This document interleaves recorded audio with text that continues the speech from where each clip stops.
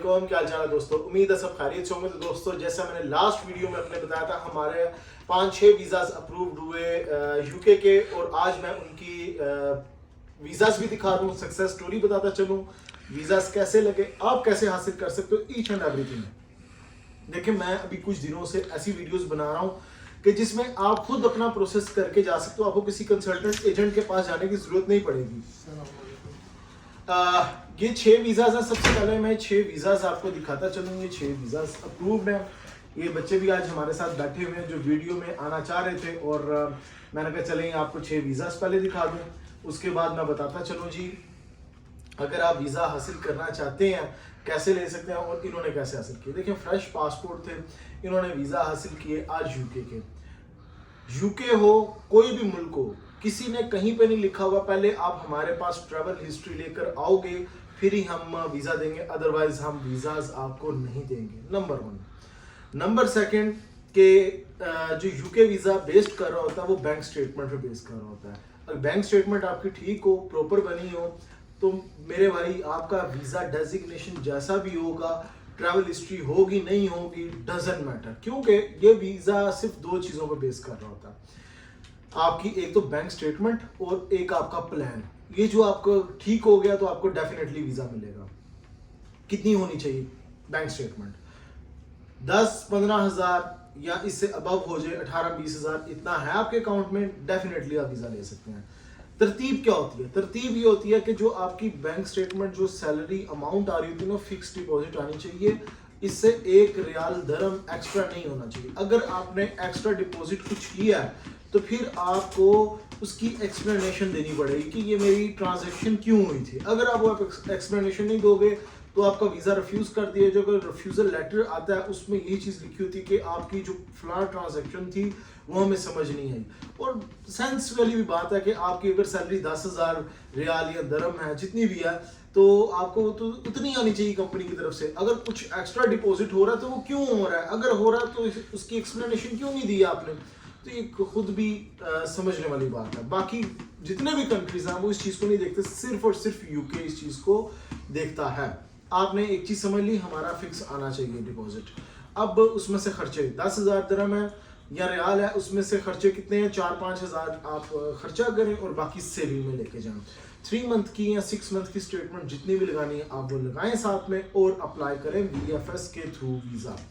अब VFS के through जो वीज़ा अप्लाई होना है दोस्तों, उसमें आप एक फॉर्म फिल करोगे। ऑनलाइन फॉर्म होता है जिसमें चेक एंड क्लिक्स और कुछ पर्सनल इंफॉर्मेशन होती है। लाइक मैं इसकी लाइव एग्जांपल देता चलूँ, जैसा कि अब ये पासपोर्ट है, इसके ऊपर हर चीज़ है। इसमें आपने देख लेना है फ़ोन सॉरी इनका name, date of birth, father name, इनके फिर फैमिली डिटेल्स, उसके बाद work detail, home detail, educational details, उसके बाद ट्रैवल हिस्ट्री। ट्रैवल हिस्ट्री की जहाँ तक बात आती है, अगर आपके पास है ठीक, नहीं तो आप स्किप कर सकते हो, क्योंकि जो यूके जब फॉर्म भी आप फिल करते हो, अगर आपने पूरी दुनिया में ट्रैवल किया हुआ ना, 3-4-5 कंट्रीज का, बल्कि बहुत सारे कंट्रीज की चेकलिस्ट उसमें आती है जिसमें बोला जाता है अगर आपने इन कंट्रीज का ट्रैवल किया हुआ है तो आप वो मेंशन करें, जिसमें अमेरिका, कनाडा, ऑस्ट्रेलिया, न्यूजीलैंड, फिर शेंगन के तमाम कंट्रीज आ रहते हैं।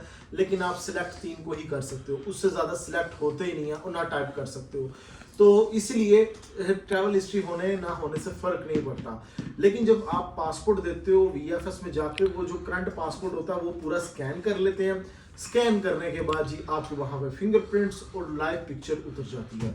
उसके बाद क्या होता है जी, आपने पासपोर्ट विड्रॉ करवाना चाहते हो, पासपोर्ट विड्रॉ भी करवा सकते हो। ज़रूरी नहीं आप पासपोर्ट वहाँ पे एम्बेसी के पास छोड़ दें। आप कहते हो कि जी मैंने ट्रैवल करना है, तो मैं फ्रीक्वेंट ट्रैवलर हूँ या मुझे ज़रूरत है 386 दरम्स या इसके इक्वल रियाल्स, वो आप पे करोगे ऑन द स्पॉट VFS में।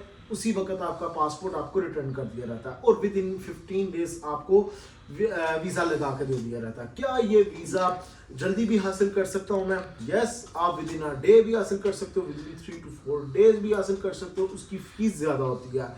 लाइक सिंगल डे में आपने लेना 5,000 दरम, तो सिर्फ एम्बेसी की फीस आ जाती है। इसी तरह जो 3-4 दिन में हासिल करना, 3,000 रियाल दरम इसकी फीस होती है एम्बेसी की, वो आपने पे करनी और वीज़ा मिल लेना।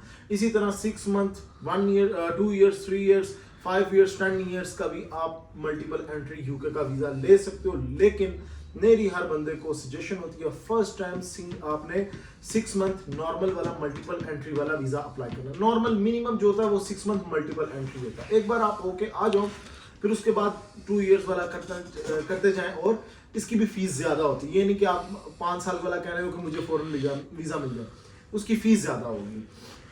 बाकी कैसे अप्लाई करना है, आप UKVI ये गूगल पे लिखें, उस सर्च करें, फॉर्म आएगा, फॉर्म को आप फिल करें, पैसे पे करें। एम्बेसी की फ़ीस तकरीबन 500 550 दिरहम के इक्वल होती है, वो आप पे करें और वीज़ा हासिल करें। मेरे साथ बच्चे बैठे हुए कह रहे थे हम भी कुछ बात करना चाहते हैं, तो बच्चों बताओ कैसा लगा आज आपको वीज़ा लेके, और क्या प्लानिंग्स हैं आपकी नेक्स्ट, बताओ हमारे वीडियो से।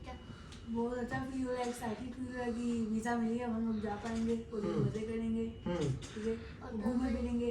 कोई प्लेस सोची हुई है?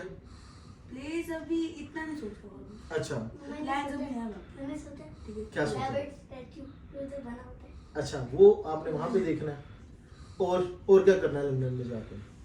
पता नहीं, घूमना है, शॉपिंग करनी है। देखें जी, ब्रुकलिन ब्रिज भी जाना है। ब्रुकलिन ब्रिज भी जाना है लंदन वाले में, ठीक है, जिसे लंदन आई के पास ब्रुकलिन ब्रिज भाई कह रहे हैं। इंशाल्लाह ये भाई आज अगर यूके का वीज़ा लिया, ब्रुकलिन ब्रिज इसके मुंह से निकल गया, इसका मतलब है ये अमेरिका भी जाना चाहता है। अब ये इसको अमेरिका का भी मैं वीज़ा लगवा के दूंगा, तो आप आज की वीडियो मेरी नोट कर लें। यूके का वीज़ा लिया है तो इसको अब USA का भी वीज़ा लगवा के देना है।